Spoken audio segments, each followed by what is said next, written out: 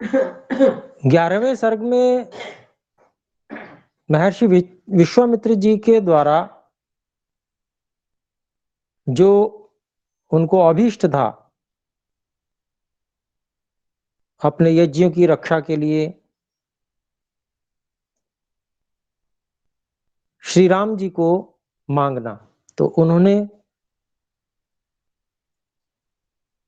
श्री राम जी को योग्य समझते हुए उनसे, दशरथ जी से ये मांग लिया कि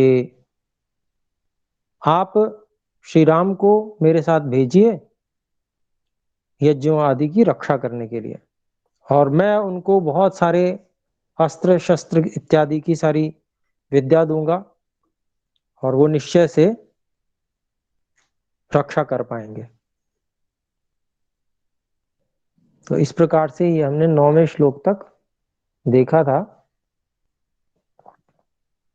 तो अपनी सारी बातें कह के जो महर्षि विश्वामित्र जी वो फिर चुप हो गए। उसके बाद में फिर उन्होंने जो महाराजा दशरथ थे उन्होंने बोलना शुरू किया। उन्होंने बात सुनी और फिर अपनी बात कहनी शुरू की। तो 10वें श्लोक में हम देखते हैं, 10वां श्लोक है, तच्छ्रुत्वा राजशार्दूलो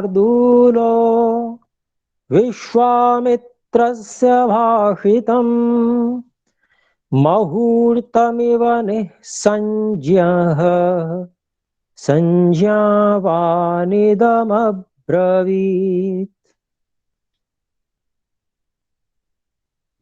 तो इसका पदच्छेद करते हैं हम।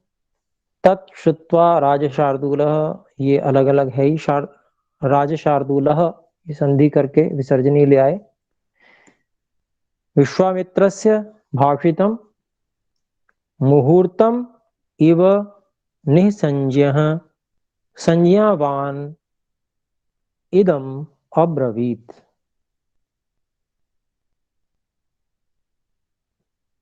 इसका अन्वय देखते हैं।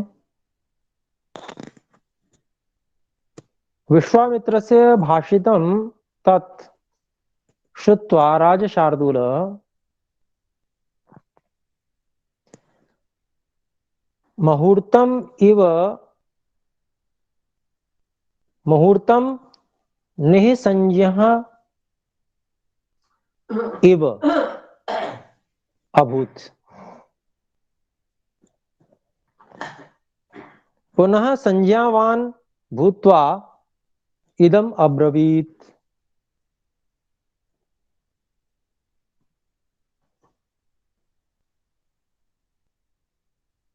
तो यहां पर उनका वर्णन कर रहे हैं महाराजा दशरथ की क्या स्थिति बनी उस समय।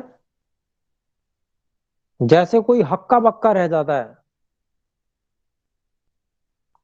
आश्चर्यचकित रह जाता है, वो उसके मुंह से कुछ बोल नहीं फूटते। वो ऐसा जैसे संज्ञाहीन हो गया हो, इस प्रकार का हो जाता है। तो यहां संज्ञाहीन का मतलब बेहोश हो जाना नहीं हुआ, बल्कि बेहोश जैसा। निसंज्ञम निसंज्ञ इव, इव इसीलिए लगाया गया है। तो यहां पर हम अर्थ देखते हैं, विश्वामित्रस्य भाषितम तत्, वह जो बात महर्षि विश्वामित्र जी ने कही थी, उस बात को श्रुत्वा सुनकर राजशार्दूलः, सिंह के समान पराक्रमी वह राजा दशरथ, मुहूर्त भर के लिए निःसंज्ञः इव अभूत, जैसे संज्ञा रहित, यानी कि ज्ञान रहित जैसा हो गया, हक्का बक्का सा रह गया वो राजा। और फिर थोड़ी देर बाद में संज्ञावान भूत्वा, संज्ञावान होकर, अर्थात जैसे वो फिर कुछ समझने की स्थिति में जैसे आए, तो संजावान होकर इदम अब्रवीत, यह बोले। तो सभी लोग सभी विषयों में मजबूत नहीं होते हैं। सभी का अभिप्राय सांसारिक लौकिक लोग, जो ऋषि स्तर पर हो गए, जिनकी विवेक ख्याति अभिप्लव हो गई पूरी तरह से, वे ईश्वर की कृपा से पूरी तरह से मजबूत भी हो जाते हैं, उनकी ऐसी स्थिति नहीं बनती। लेकिन जिसकी आध्यात्मिक स्थिति में अभी कुछ कमी है, वो अभी सांसारिक दृष्टि से ही संसार को देखता है, तो उसमें वो चाहे कितना ही अधिक बलशाली क्यों ना हो, कितना ही अधिक बुद्धिमान क्यों ना हो, लेकिन जहां उसकी कमजोरी होती है वहां पर वो उस कमजोरी के कारण से असहाय जैसा हो जाता है। तो ये जैसे यही उनकी कमजोरी थी महाराजा दशरथ की, कि वो पुत्र मोह से ग्रसित थे। तो इस कारण से वो जैसे कोई व्यक्ति आश्चर्यचकित जैसा रह जाता है, उस तरह से रह गए। और फिर जब उनको थोड़ा सा वो संभले, होश आया जैसा उनको, तो फिर वो बोले, महर्षि विश्वामित्र जी से फिर बोले। 11वां हम देखते हैं। ऊनषोडश वर्षो में रामो राजीवलोचनः न युद्ध योग्यतामस्य पश्यामि सह राक्षसैः।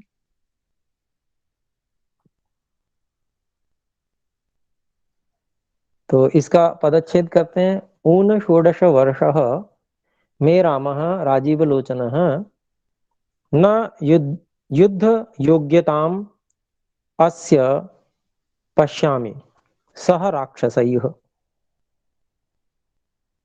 इसका अन्वय देखते हैं। मे रामः, मे राजीव लोचनः रामः, ऐसे राजीव लोचनः रामः का ही विशेषण है। मे राजीव लोचनः रामः ऊनषोडशः वर्षः अस्ति।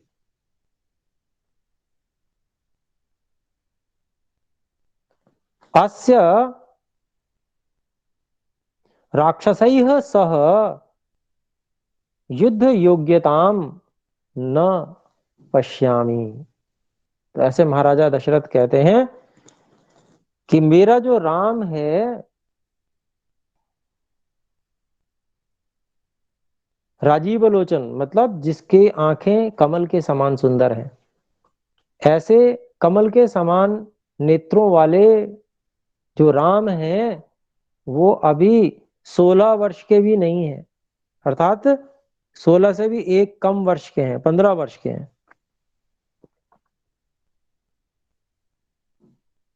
फिर कहते हैं कि इस राम की, अस्य इस राम की राक्षसों के साथ में, राक्षसई सह, राक्षसों के साथ में युद्ध योग्यता, युद्ध की योग्यता को मैं नहीं देख पाता, मैं नहीं देखता हूं।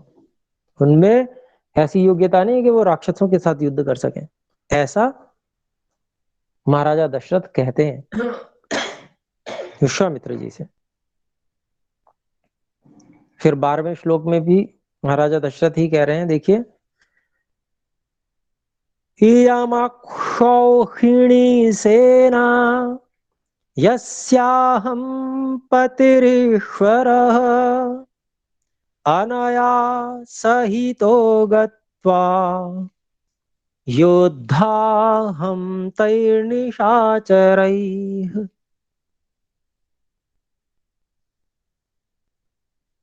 तो इसका हम पदच्छेद देखते हैं, एक एक पद अलग अलग करते हैं, शब्द अलग अलग करते हैं।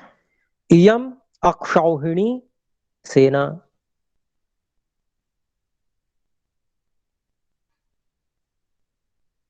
यस्य अहम पतिः ईश्वरः अनया सहितः गत्वा योद्धा अहम तैः निशाचरैः।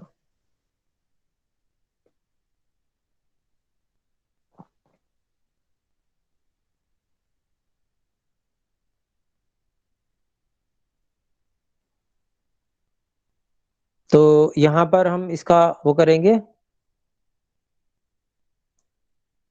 अन्वय। इयम अक्षौहिणी सेना अहम यस्य ईश्वरः पतिः अस्मि अनया सहितः गत्वा तैः निशाचरैः अहम योद्धा।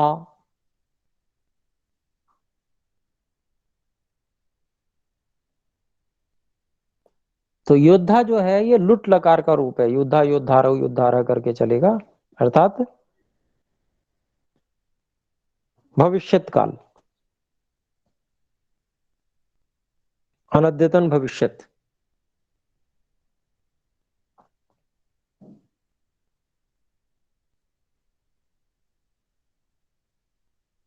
अब इसका अभिप्राय देखते हैं।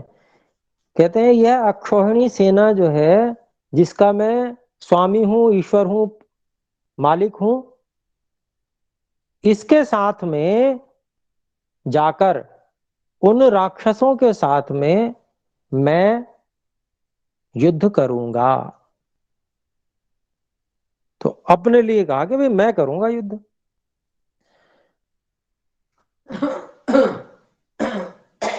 राम की मैं योग्यता नहीं देखता कि वो राम ऐसे इतने भयानक राक्षसों के साथ में युद्ध कर पाए। ये तो बालक है, 15 साल के। ऐसा महाराजा दशरथ ने महर्षि विश्वामित्र जी के साथ में बात की, उनसे कहा। फिर आगे कहते हैं, देखिए अगली बात। इमे शूराश्च विक्रांता भृत्या मे अस्त्र विशारदाः योग्या रक्षो गणैर्योद्धुम् न रामं नेतुमर्हसि।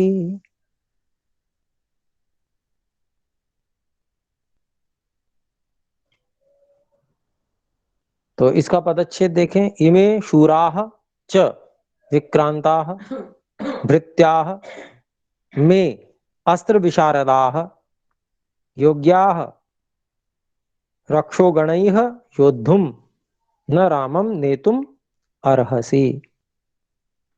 तो 13वां श्लोक है ये, इसका हम अन्वय करते हैं। इमे मे अस्त्र विशारदाः शूराः विक्रांताः च भृत्याः सन्ति। संति हमने जोड़ लिया।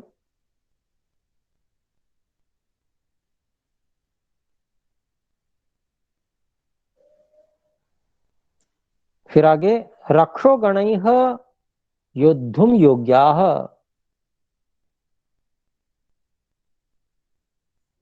रामम नेतुम न अर्हसि त्वम त्वम रामम नेतुम न अर्हसि।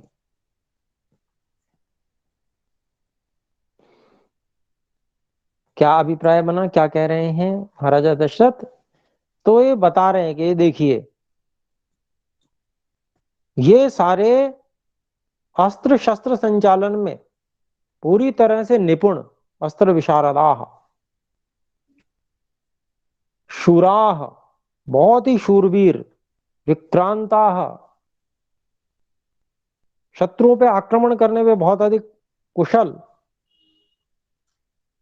बहुत ही पराक्रमशाली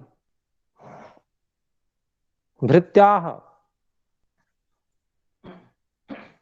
ये मेरे भृत्याह कहते हैं वेतन भोगी जो योद्धा होते हैं। तो वेतन भोगी ये मेरे इतने सारे शूरवीर पराक्रमी योद्धा हैं जो वेतन भोगी हैं।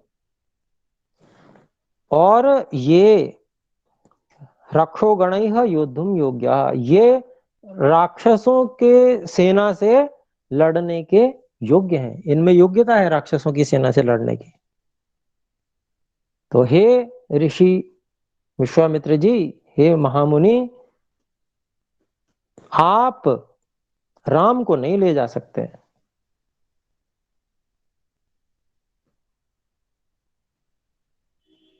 न रामम नेतुम अर्हसि, आप नहीं ले जा सकते राम को। तो बार बार यही बात, ये हर श्लोक में ये न नेतु न रामम नेतुम अर्हसि ये जरूर दोहराएंगे। उसका कारण वही है कि वो मोह से युक्त हैं श्री राम जी के साथ में, बहुत अधिक, अधिक बहुत ही अधिक इसको कहते हैं। ऐसी स्थिति में है वो महाराजा दशरथ, तो वो मोह यहाँ पर, पुत्र मोह यहाँ पर दिखाया गया है।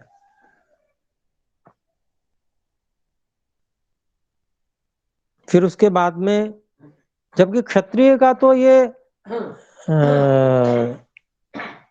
अभिप्राय और धर्म होता है कि वो वीरता से युक्त ही बात करे, और कर भी रहे हैं वैसे तो वीरता युक्त, और अपने पुत्र को भी उत्साहित करे वीरता के लिए। और फिर कौन से विश्वामित्र जी ने ये कहा कि हम सीधे युद्ध करवा देंगे, वो जबकि ये भी कह रहे हैं कि मैं उनको अस्त्र शस्त्र की पूरी विद्या से युक्त करके उनको मैं सारी योग्यता बनवा दूंगा।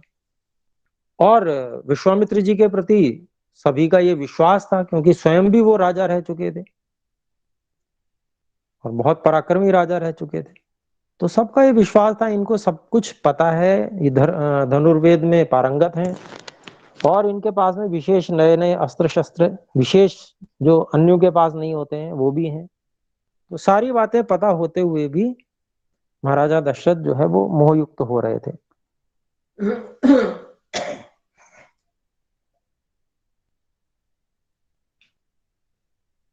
तो फिर आगे देखते हैं 14वां श्लोक। अहमेव धनुष्पाणिर् गोप्ता समरमूर्धनि यावत् प्राणान् धरिष्यामि तावत् योत्स्ये निशाचरैः।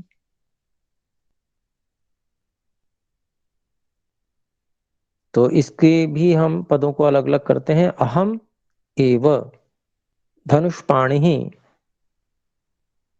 गोप्ता समरमूर्धनि यावत् प्राणान् धारिष्यामि तावत् योत्स्ये, योत्स्ये क्रियापद है उत्तम पुरुष एक वचन का, निशाचरैः।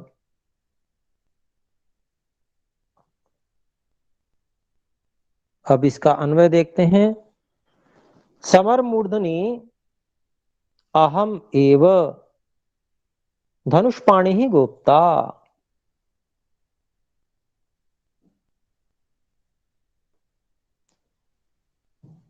गोप्ता यहां पर ये भी क्रियापद है, लुट लकार का ही, रक्षा करूंगा। फिर उसके बाद में अगला है यावत प्राणान धारिष्यामि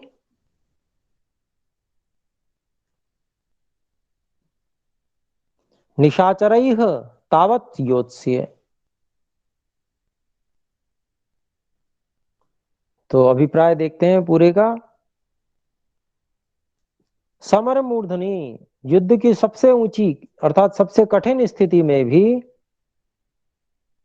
अहम एवं मैं ही हाथ में धनुष लेकर रक्षा करूंगा। और फिर कहते हैं यावत प्राणान धारिष्यामि, जब तक मैं प्राणों को धारण करे रहूंगा, जब तक शरीर में प्राण रहेंगे, तावत मैं राक्षसों के साथ निशाचरैः सह युद्ध से युद्ध करूंगा।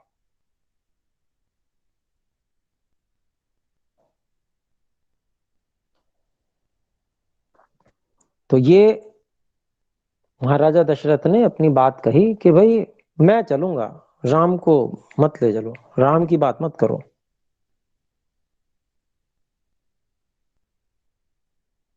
फिर आगे कहते हैं, अभी उन्हीं का, महाराजा दशरथ का ही चल रहा है 15वां श्लोक। अहम तत् तत्र गमिष्यामि न रामं नेतुमर्हसि बालो ह्यकृतविद्यश्च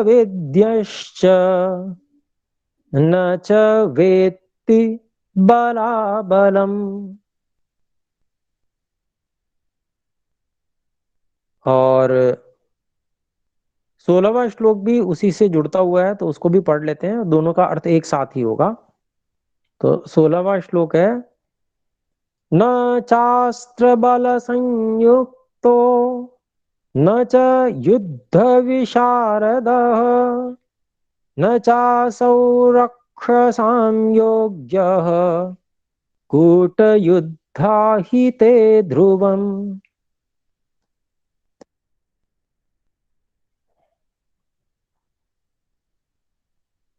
तो ये 16वां श्लोक हो गया।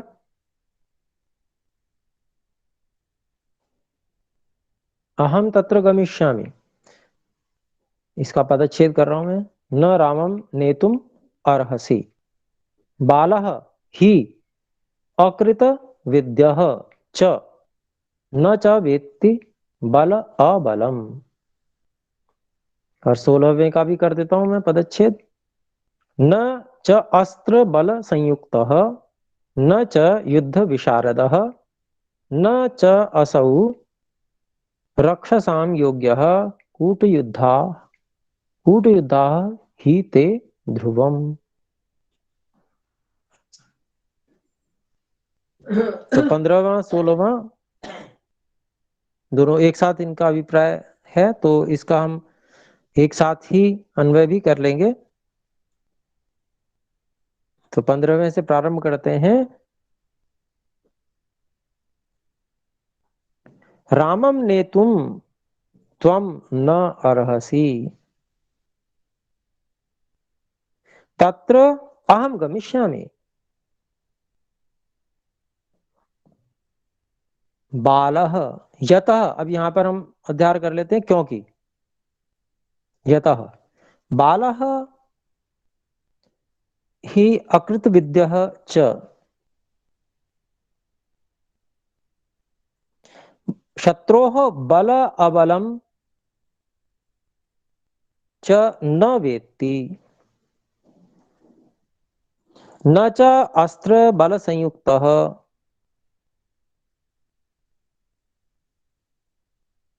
अर्थात अस्त्र बल संयुक्तः च न अस्ति सः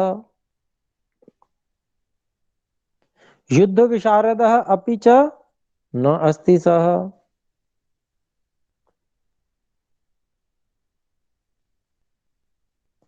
इसके बाद में फिर असौ च रक्षसां न योग्यः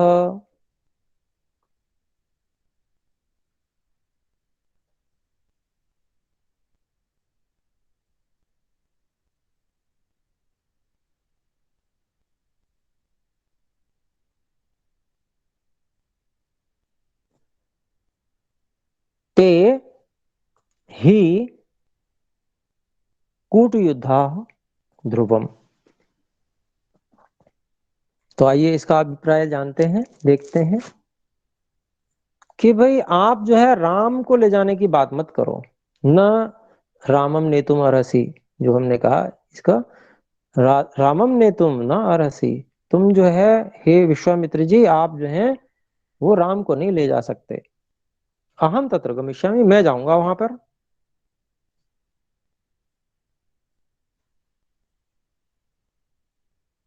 तो क्यों नहीं ले जा सकते उसको? बालम ही अकृत विद्या च, वो बालक है अभी, और अभी विद्या उसकी पूरी हुई नहीं है, अभी विद्या भी उसकी अधूरी है। फिर कहते हैं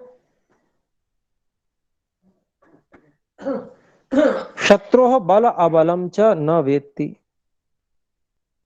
और वह शत्रु का कितना बल है या नहीं है बल, उसको भी वो जानते नहीं है। राम अभी ये अनुभव नहीं है ना कि शत्रु कितना बलशाली है तो कैसे हमको उससे युद्ध करना है इत्यादि, ये सब नहीं जानते, वो अनुभव नहीं है। फिर कहते हैं न च अस्त्र बल संयुक्त, और श्री राम जो है वो अस्त्र बल से भी संयुक्त नहीं है अभी। कुछ धनुर्विद्या कुछ थोड़ी सीख ली है लेकिन अभी पूरी नहीं हुई उनकी। और फिर कहते हैं युद्ध विशारद च न, और वो युद्ध में पूरी तरह से कुशल निपुण भी नहीं है।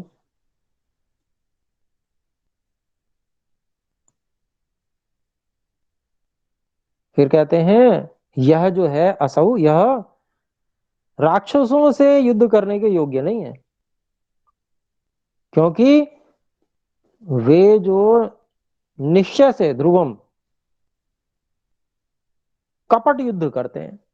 वो राक्षस कैसे हैं? कपट युद्ध करने वाले हैं, कूट युद्धा संति थे।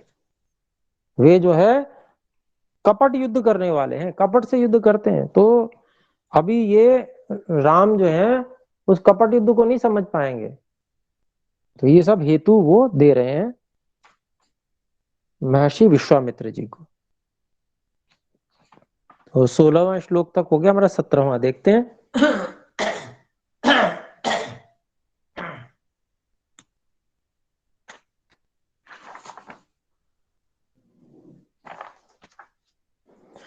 17वें श्लोक में फिर वही बात महाराजा दशरथ अपने विषय में भी दोहरा रहे हैं कि भाई मैं भी नहीं रह सकता राम के बिना, मुहूर्त भर भी नहीं रह सकता। तो यहां पर आइए पढ़ते हैं, देखते हैं। विप्रयुक्तो हि रामेण मुहूर्तमपि नोत्सहे जीवितुं मुनिशार्दूल न रामं नेतुमर्हसि।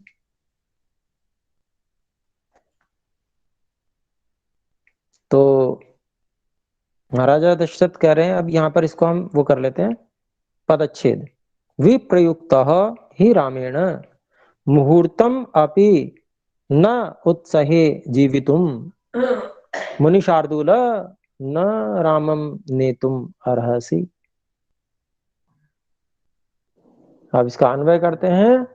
रामेण ही विप्रयुक्त अहम मुहूर्तम अपि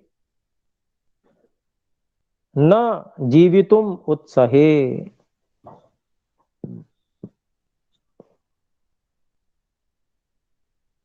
अतः हे मुनि शार्दूल, तम रामम ने तुम न अर्हसि। तो ये बात कहते हैं महाराजा दशरथ कि राम से विप्रयुक्त अर्थात अलग होकर मैं एक मुहूर्त भी जीवित नहीं रह सकता। जीवित रहने में मुझे कोई उत्साह नहीं है, सहन नहीं कर सकता मैं जीवन को श्री राम के बिना एक मुहूर्त भी। तो कितना जबरदस्त राग है, कितना मोह है, देखिए। तो इसलिए हे मुनि शार्दूल, हे सिंह के समान पराक्रमी मुनि, तुम राम को नहीं ले जा सकते। आप जो है राम को नहीं ले जा सकते। तो राम को ले जाने की बात मत कीजिए बस आप। फिर 18वें श्लोक पर आ जाते हैं हम।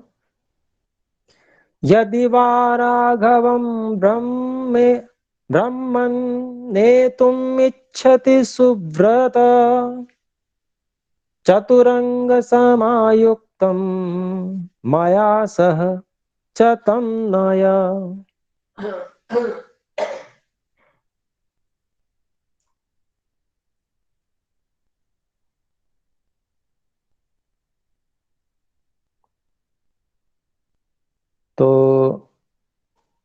इसका भी हम पदच्छेद करते हैं। यदि वा राघवम ब्रह्मन नेतुम इच्छसि सुब्रत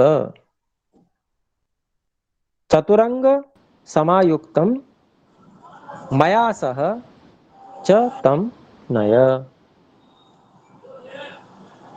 हम में से किसी ने माइक अनम्यूट कर लिया तो कृपया उसे म्यूट कर लें। आसपास की इधर उधर की आवाजें आती हैं तो इसलिए। ठीक है, तो अब इसका हम अन्वय देख लेते हैं। 18वां श्लोक हम कर रहे थे। हे ब्राह्मण सुव्रत, हे ब्राह्मण सुव्रत, यदि वा राघवम नेतुम इच्छसि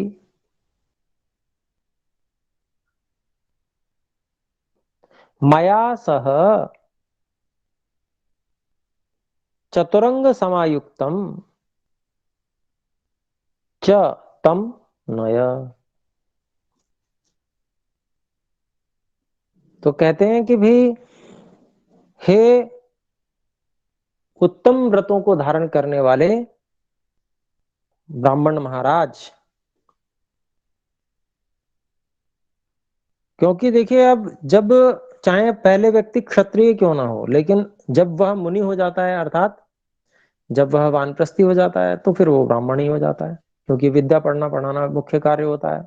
ईश्वर की उपासना साधना करना, यज्ञ आदि करना, ये सब उसके कार्य होते हैं। तो उनको ब्राह्मण कह रहे हैं। देखिए, तो उत्तम उत्तमोत्तम व्रतों को लेकर चलने वाले हे ब्राह्मण, यदि वह राग यदि आप अथवा यदि आप श्री राम को ले जाने की इच्छा करते भी हो तो मेरे साथ में जो चारों अंगों से युक्त सेना है, 4 अंग होते हैं, रथ गाड़ी, रथ हाथी घोड़ा पैदल, पूरे सभी के साथ में उसको आप ले जाइए, अकेले नहीं भेजूंगा। ये महाराजा दशरथ ने कहा, शर्त लगा दी। मांगा राम को था उन्होंने, लेकिन उन्होंने ये शर्त लगा दी कि भाई राम को ले जाते हो तो फिर ये सब भी साथ में जाएंगे, मैं भी साथ में जाऊंगा और हमारी पूरी सेना भी साथ में जाएगी।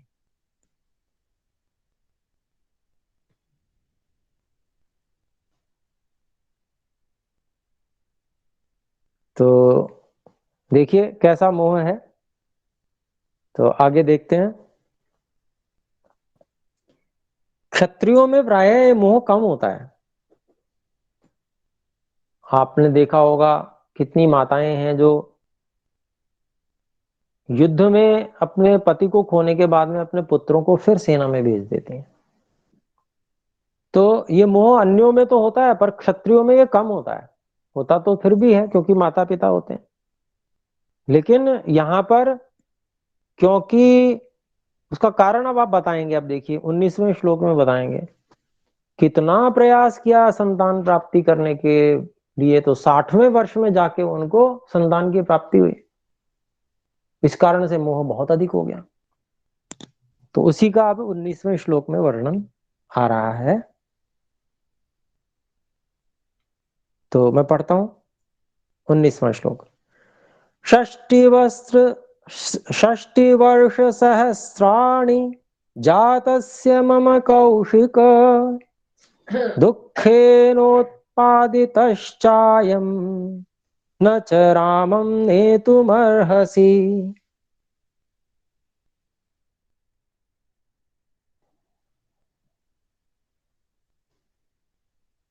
तो इसका हम पदच्छेद देखते हैं 19वें श्लोक का। षष्टि वर्ष सहस्राणि जातस्य मम कौशिक दुखेन उत्पादितः च अयम न रामम नेतुम अर्हसि। ये बात तो बार बार दोहराएंगे महाराजा दशरथ। राग युक्त और मोह युक्त होने के कारण से न रामम नेतुम अर्हसि। तो 19वें श्लोक में भी उन्होंने फिर से ये कहा। तो कारण बता रहे हैं, देखिए, षष्टि वर्ष सहस्राणी। तो एक इसमें हम यूं कहेंगे कि जैसे रूपक और उपमा अलंकार होते हैं, उस तरह से सहस्राणी का प्रयोग किया गया है।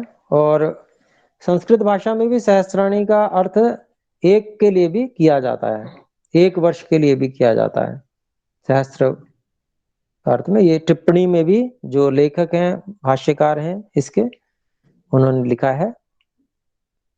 तो 60 वर्ष तक, और हम उपमा का प्रयोग या रूपक का उपयोग अगर माने तो अलंकार का उपयोग, तो जैसे एक एक वर्ष एक एक हजार वर्ष के समान बीता हो, इतनी प्रतीक्षा करते हुए 60 वर्षों में जाकर ऐसा, हे कौशिक ऋषि,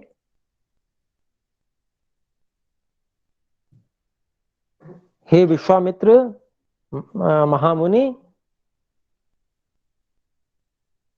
दुखेन उत्पादितः। अन्वय नहीं किया मैंने ना, तो इसको अन्वय भी कर देता हूं। कौशिक षष्टि वर्ष सहस्राणि दुखेन उत्पादितः च अयम जातस्य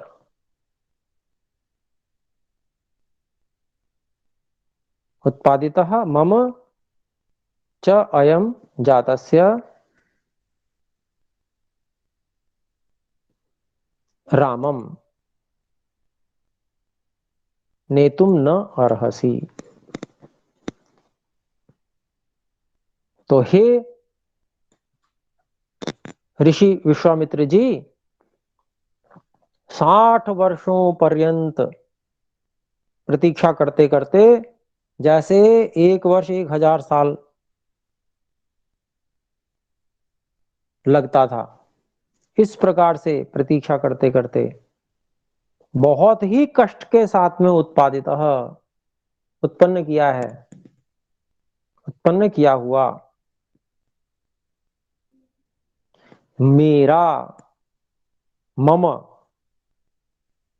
और मेरा यह अयम जातस्य जो उत्पन्न हुआ है ऐसा राम,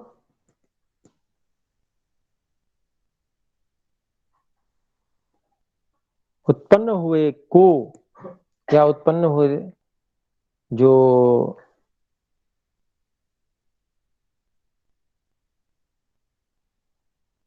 संतान है जो मिली है, तो इस कारण से रामम नेतुम न अर्हसि, त्वम, हे महर्षि विश्वामित्र जी, आप राम को नहीं ले जा सकते हैं।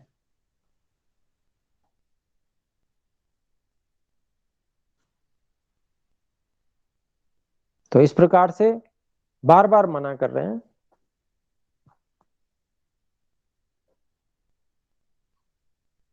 तो इतना अधिक राग का कारण भी उन्होंने स्वयं ही बता दिया कि भाई, इतने प्रतीक्षा के बाद में मुझे ये पुत्र रत्न की प्राप्ति हुई है, तो इसके बिना मैं नहीं रह सकता। बड़े कष्ट से, बड़े कष्ट उठाकर मैंने एक संतान को उत्पन्न किया है। फिर कहते हैं, देखिए 20वें श्लोक में आ जाते हैं हम। चतुर्णामात्मजानां हि प्रीतिः परमिका मम ज्येष्ठे धर्म प्रधाने च न रामम नेतुमर्हसि। फिर से बोला, न रामम नेतुमर्हसि, 20वें श्लोक में भी। तो चतुर्णाम आत्मजानां हि प्रीति ही परमिका मम ज्येष्ठे धर्म प्रधाने च न रामम नेतुम अर्हसि। हमने पद अलग अलग कर लिए, और अब इसका हम अन्वय देखते हैं। चतुर्णाम आत्मजानाम ही मम परमिका प्रीति ही ज्येष्ठे धर्म प्रधाने च अस्ति अस्मात् त्वं रामम नेतुम न अर्हसि। तो कहते हैं महाराजा दशरथ कहते हैं कि जो चार मेरे पुत्र हैं चतुर्णाम आत्मजनम, उनमें से मेरी सबसे अधिक परमिका प्रीति, सबसे अधिक प्रेम, सबसे बड़े ज्येष्ठ है ना, धर्म प्रधान है, जो धर्म प्रधान है, जिस जो धर्म में आस्था सबसे अधिक आस्था रखने वाला है, धर्म का पालन करने वाला है, उसमें राम में, सबसे बड़े राम में मेरी सबसे अधिक प्रीति है। तो इसलिए हे महाराज विश्वामित्र जी, महामुनि विश्वामित्र जी, आप राम को नहीं ले जा सकते। तो मना कर रहे हैं साफ साफ, देखिए।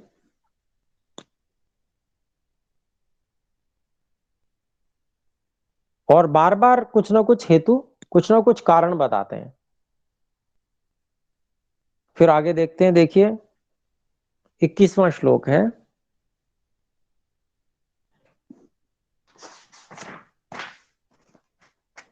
इक्कीसवें श्लोक में फिर प्रश्न करने लगे। चलो एक बार तो उन्होंने अपनी बातें सब कही, फिर वो कहते हैं कि अच्छा, जिनकी बात आप कर रहे हो, जिनसे रक्षा करनी, वो हैं कौन लोग, थोड़ा उनके बारे में भी बताइए। तो प्रश्न कर रहे हैं, देखिए 21वें श्लोक में मैं बोल रहा हूं। किम वीर्या राक्षसास्ते च कस्य पुत्राश्च के च ते कथं प्रमाणाः के चैतान् नक्ष्यन्ति मुनिपुंगव।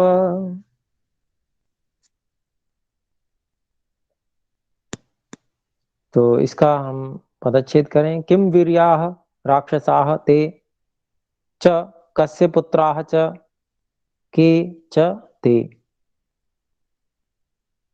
कथम प्रमाणाः के च एतान् रक्षन्ति मुनि पुंगवः। तो अन्वय देखते हैं।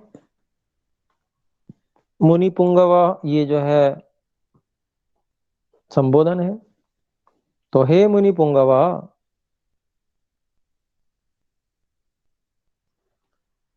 ते राक्षसाः किम वीर्याः सन्ति।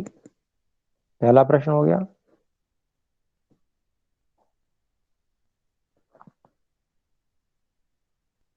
फिर कहते हैं कस्य च पुत्राः सन्ति ते। फिर अगला प्रश्न, के च ते, यस्य ते पुत्राः सन्ति ते च के सन्ति। फिर आगे पूछते हैं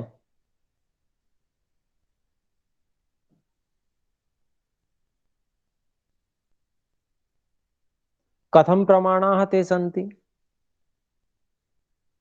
फिर अगला प्रश्न पूछते हैं के च एतान रक्षन्ति। एतान च के रक्षन्ति, ऐसा भी कह सकते हैं। तो इतने सारे प्रश्न पूछ डाले। तो अब इसका अभिप्राय देखते हैं। मुनि पुंगव, हे मुनि श्रेष्ठ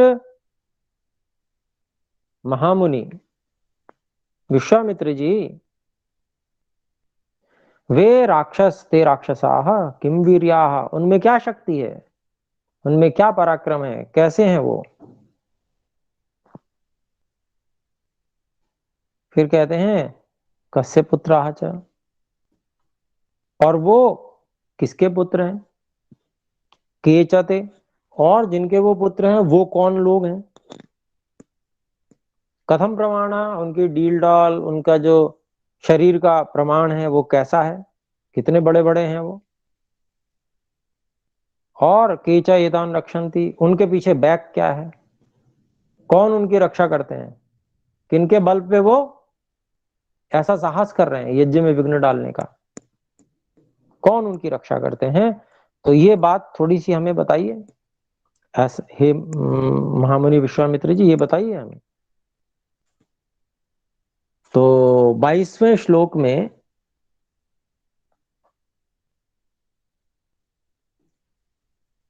विश्वामित्र जी उनकी बातों का उत्तर देते हैं। पहले तो धैर्यपूर्वक सुनते रहे कि भाई ये मना कर रहे हैं, तो अभी तो कह के चुके आप जो चाहोगे वो होगा, और अब मना कर रहे हैं, तो पहले सुनते रहे, लेकिन जब उन्होंने प्रश्न पूछा तो अब प्रश्न का उत्तर दे रहे हैं। तो अगला श्लोक मैं पढ़ता हूं, 22वां है। तस्य तद्वचनं श्रुत्वा विश्वामित्रोऽभ्यभाषत पौलस्त्यवंशप्रभवो रावणो नाम राक्षसः। तो इसका हम पदच्छेद करते हैं 22वें श्लोक का। तस्य तद्वचनं श्रुत्वा विश्वामित्रम् अभि अभाषत पौलस्य पौलस्त्य वंश प्रभवः रावणः नाम राक्षसः। तो पहले बैक बता रहे हैं, कौन रक्षा कर रहा है उनकी, किसकी प्रेरणा है विशेष, उसके बारे में पहले बता रहे हैं मुनि विश्वामित्र जी। तो इसका अन्वय देखते हैं हम। तस्य तद्वचनं श्रुत्वा विश्वामित्रः अभि अभाषत पौलस्त्य वंश प्रभवः रावणः नाम राक्षसः। सीधा सीधा है ये तो इसका अभिप्राय, तस्य कस्य, दशरथस्य, महाराजा दशरथ, महाराजा दशरथ के उन वचनों को सुनकर, प्रश्न पूछा तो उन प्रश्नों को सुनकर ऐसा कह सकते हैं, वचनम श्रुत्वा विश्वामित्र अभि अभाषत, जो विश्वामित्र मुनि थे वो उन सभी प्रश्नों का उत्तर देने के लिए बोले। अभि अभाषत क्या बोले, पौलस्त्य, पुलस्त, पुलस्त्य ऋषि, उनकी संतानें पौलस्त्य होती हैं, तो पुलस्त ऋषि के वंश में प्रभव उत्पन्न हुआ रावण नाम का एक राक्षस है।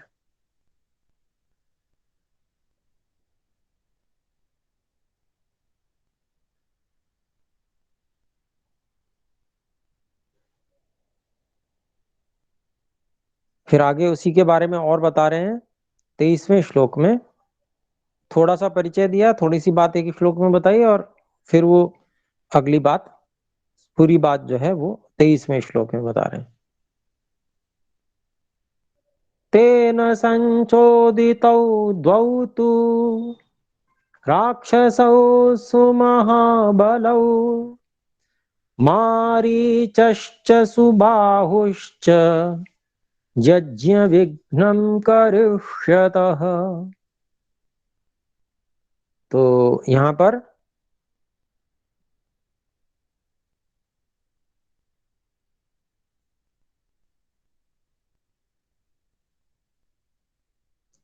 इसका हम पदच्छेद देखते हैं। तेन संचोदितौ द्वौ तु राक्षसौ सुमहाबलौ मारीचः च सुबाहुः च यज्ञ विघ्नं करिष्यतः।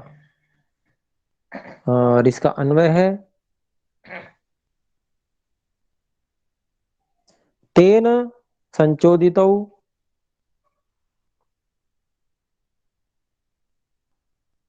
द्वौ सुमहाबलौ तु राक्षसौ स्तः।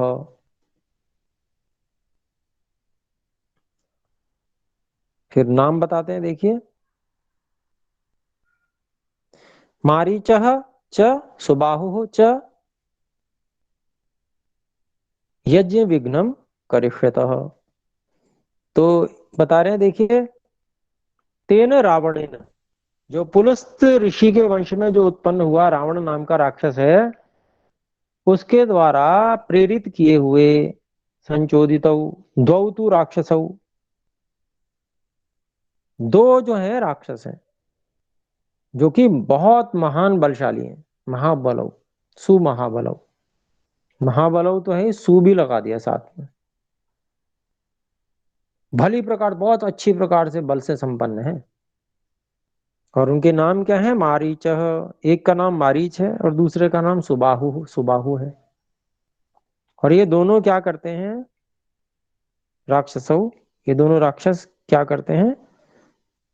यज्ञ विघ्नम करिष्यतः, करिष्यतः द्विवचन है।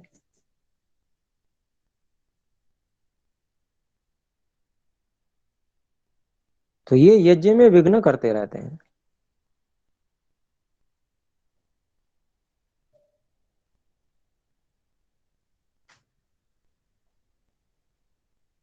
आइए 24वां श्लोक देखते हैं। ये महर्षि विश्वामित्र जी ने स्पष्ट रूप से सारी बातें, सारी जानकारी उनको, महाराजा दशरथ को दी। फिर आगे देखिए क्या बात आ रही है, बड़ी विचित्र सी बात आ गई। देखिए, क्षत्रिय के लिए तो ऐसी बात करने योग्य नहीं है, पर मोह के वश होकर व्यक्ति क्या नहीं कहता,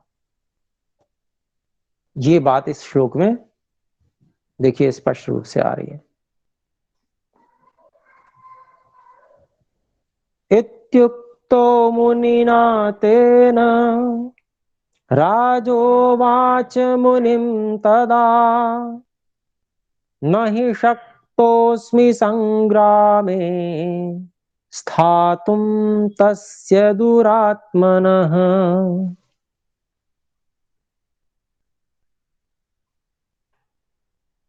तो आगे कहते हैं देखिए, इति उक्तः, इसका हम पदच्छेद देखते हैं। इति उक्तः मुनिना तेन राजा उवाच मुनिम तदा, न हि शक्तः अस्मि संग्रामे स्थातुम तस्य दुरात्मनः।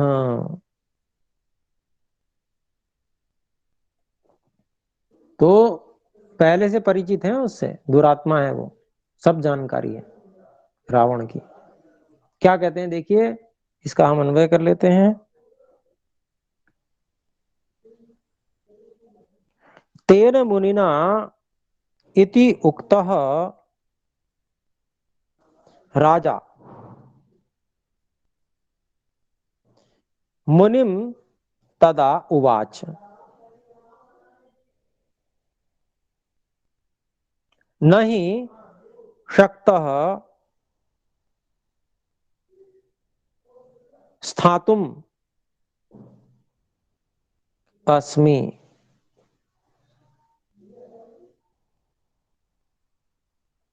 तो संग्रामे को पहले ले आएंगे, संग्रामे नहीं शक्तः स्थातुम अस्मि तस्य दुरात्मनः।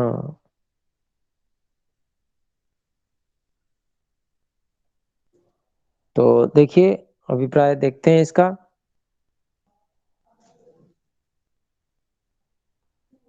उन मुनि के द्वारा, तेन मुनि ना, उन मुनि के द्वारा ऐसा कहे जाने पर, या कहे हुए, कहने, ऐसा कह लें, जब कह लिया उन्होंने, ऐसा कह, तो मुनि को, अर्थात मुनि विश्वामित्र जी को, तदा तब, राजा उवाच, राजा ने कहा, राजा दशरथ ने कहा। क्या कहा? कि तस्य दुरात्मन, उस बुरी आत्मा, बहुत ही जो बुरा व्यक्ति है, ऐसा दुरात्मा, दुर्जन रावण के सामने,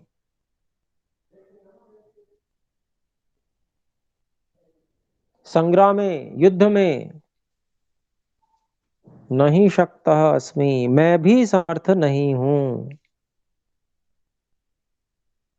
नहीं शक्तः स्थातुम अस्मि, मैं टिकने में समर्थ नहीं हूं उसके सामने, संग्राम में, युद्ध में। तो ये सामान्य मतलब बात नहीं है, ये इतनी बड़ी बात कह दी, एक क्षत्रिय होते हुए इतनी बात कह दी कि मैं भी उसके सामने टिकने योग्य नहीं हूं। महाराजा दशरथ ने महामुनि विश्वामित्र जी से ये बात कही, तो क्षत्रिय ऐसी बात कहे, ये बात एक शोभा के योग्य नहीं होती है।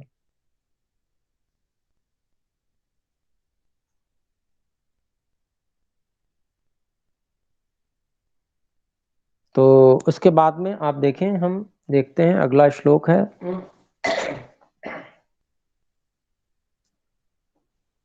सत्वं प्रसादं धर्मज्ञ कुरुष्व मम पुत्रके बालं मे तनयं ब्रह्मन् नैव दास्यामि पुत्रकम्।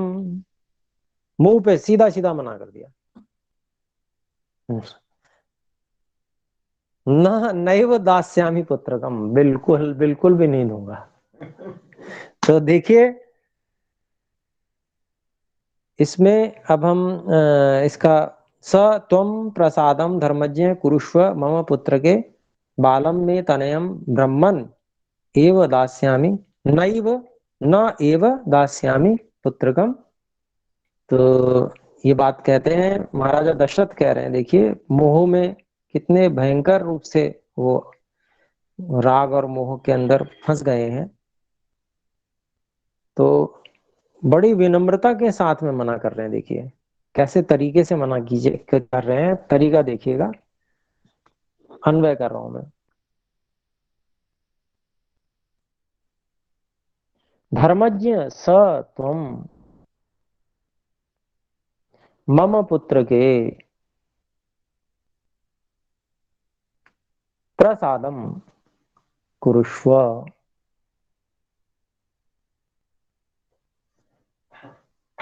ब्रह्मन, हे ब्रह्मन, मे तनयम बालम पुत्रकम नैव दास्यामि। तो कैसे कहते हैं देखिए, हे धर्मज्ञ मुनि, महामुनि विश्वामित्र जी,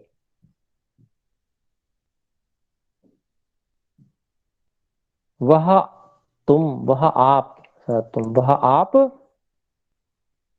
मुझ पर और मेरे पुत्र पर, मर्म पुत्र के, मेरे पुत्र पर प्रसादम कुरुष्व, कृपा कीजिएगा।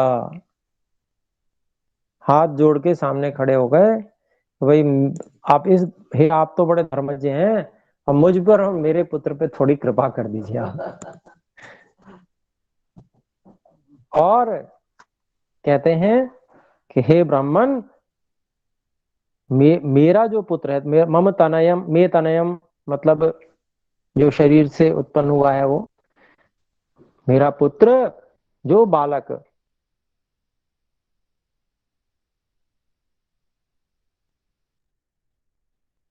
मेरा पुत्र है, तो एवं लगा दिया, बिल्कुल ही नहीं दूंगा।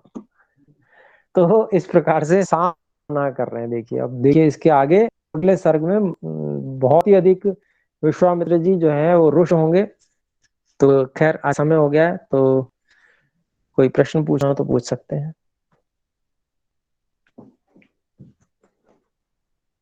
मैं समझता हूँ सारी बातें आ ही गई हैं, तो आइए मिलकर एक बार ओम की ध्वनि करें। ओ